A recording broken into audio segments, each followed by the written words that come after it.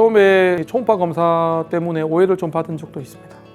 네가 너무 이렇게 유튜브에서 항문 초음파 얘기를 많이 하니까 혼났던 적도 있습니다. 진작 여기서 검사를 했으면, 항문 초음파 검사를 했으면 덜 고생했을 텐데, 그 한마디에는 안도, 아쉬움 이런 게 담겨져 있다는 것을 느꼈습니다.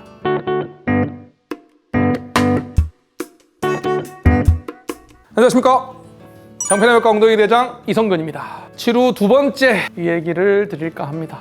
조금 조심스러운 부분이기도 있어요. 왜냐면 다른 병원에서 치질 진단을 받고 오셨는데 저희 병원에서 진찰을 해보니까 치루셨던 분이시거든요. 그래서 되게 좀 조심스러운 사연이긴 한데, 그래도 정확한 진단이 중요하다는 얘기를 좀 드리고 싶어서 두 번째로 말씀드립니다. 다른 병원에서 처음에 치질 진단을 받고 연고, 약 드시고 상태가 나아지지 않으셨더랬어요. 그래서 그쪽에서는 이제 수술 권유를 하셨고, 이제 본인은 꼭 수술해야 되는 건지 고민하시다가 저희가 정편외과가 웬만하면 치질 수술을 권유드리지 않는다는 소문을 듣고 꼭 치질 수술해야 되는 건지 확인하시려고 오셨더랬어요. 그래서 제가 진찰을 했는데요, 치질 말고 다른 문제가 좀 의심이 되는 상황이셔서 항문 초음파를 했습니다.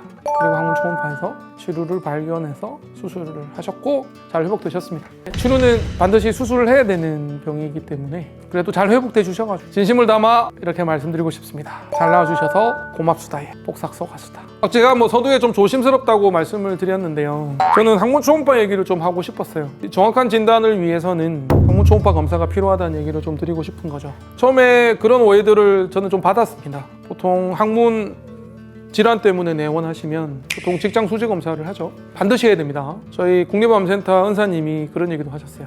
직장 수지 검사를 빠뜨리면 절대 안 된다. 손가락으로 많은 정보를 알 수 있거든요. 근데 두 번째로 저희는 이제 항문경 검사랑 초음파 검사를 추천드리는데요, 처음에 초음파 검사 때문에 오해를 좀 받은 적도 있습니다. 지금은 많은 의사들이 초음파 검사를 하시지만 처음에 항문 초음파가 보급이 되기 전에는 안 하시는 분도 계셨거든요. 저는 언제부터 항문 초음파를 적극적으로 시행을 하냐면 급여가 되고 나서부터. 그 전에 급여가 안 될 때는 항문 초음파 검사가 되게 비쌌습니다. 10만 원, 15만 원씩 됐는데 급여가 되면서 국가에서 정권이죠. 그래서 그때부터 급여가 되면서 소비자 부담이 엄청 줄었습니다. 그러면서 저는 좀 마음을 좀 편하게 필요한 검사라고 판단을 해서 시행을 하고요. 저희가 웬만하면 다른 검사는 잘 안 하는데요, 항문 초음파 검사는 간별 진단을 하고 숨어있는 치루나 항문 농량을 발견하고 항문 관략근 상태를 확인하고, 그래서 수술 전에 치질 수술이든 치루 수술이든 전에 반드시 필요한 경우에는 검사를 하고 있습니다. 이분은 처음에는 이제 치액이라고 진단을 받고 지내시다가 점점 침물도 좀 많아지고 불편함이 좀 있고 배변 시에 좀 묵직한 느낌이 심해졌다고 하셨어요. 그래서 이거 단순 치질은 아니겠다라고 생각을 저도 했거든요. 왜냐면 치질의 3대 증상이 돌출, 탈출, 출혈, 가려움인데 뭔가 좀 묵직한 통증, 우리하게 배변 후에도 뭔가 불편한 증상이 있다고 하실 때 대부분 검사를 해보면, 초음파를 해보면 치루나 농량이 있는 경우가 있습니다. 이분은 특히나 내부 좀 깊숙한 곳에 있었어요, 치루가. 그래서 정말 항문경이나 직장 수지 검사만 해서는 참 발견하기 힘들었겠구나라는 생각을 했습니다. 그래서 어쩔 수 없이 수술은 진행을 했고요. 저는 치질과 치액과 치료가 같이 있는 경우에는 역시나 웬만하면 치액 수술을 꼭 권유드리지는 않습니다. 물론 원하시면 같이 하는 경우도 있는데요, 치액은 웬만하면 제거를 안 해도 되는 병이라고 생각을 하기 때문에 치루 수술을 진행을 했죠. 치루 수술은요, 신경 쓸 게 참 많습니다. 전편에서 저희가 치루 수술을 좀 많이 한다고 말씀을 드렸는데 다른 항문외과에서 치루 진단을 받고 저희 병원에 오시는 분도 많으세요. 치루는 일반인들은 잘 모르시는 병인데요, 흔하지는 않으니까요. 가끔 연예인들 모 씨가 치루를 진단받았다고 해서 이슈가 된 적은 있지만 그래도 잘 모르셔서 어떤 병인지 잘 모르시는 분이 많으신데, 간단하게 설명드리면 염증이 생기면서 옆으로 길을 만들어서 염증이 번지는, 염증이 악화되는, 염증이 퍼지는 질환인데, 문제는 그 시작이 항문 샘에서 시작하는 경우가 많아서 관략근을 지나거나 또는 인접해서 치루가 생기는 경우가 의외로 많습니다.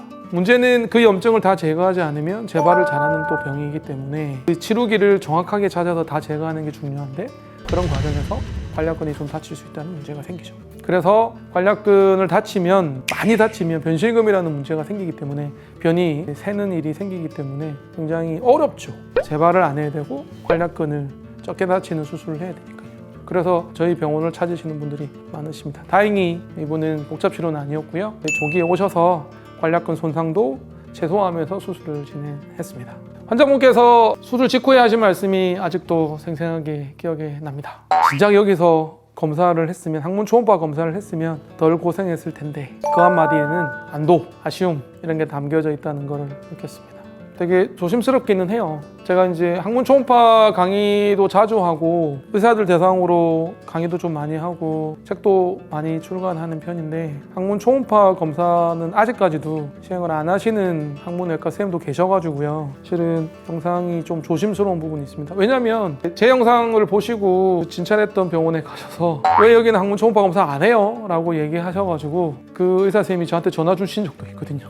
항문 초음파 검사 장비가 없는데 우리가 너무 이렇게 유튜브에서 항문 초음파 얘기를 많이 하니까 혼났던 적도 있습니다. 근데 의사들마다 좀 의견이 다를 수 있어가지고요. 이게 무조건 해야 되는 건 아니니까. 직장 수질 검사와 항문경 검사로 진단이 되는 경우도 있기 때문에 다 해야 되는 건 아닙니다만, 저는 추천을 드린다는 얘기를 드립니다.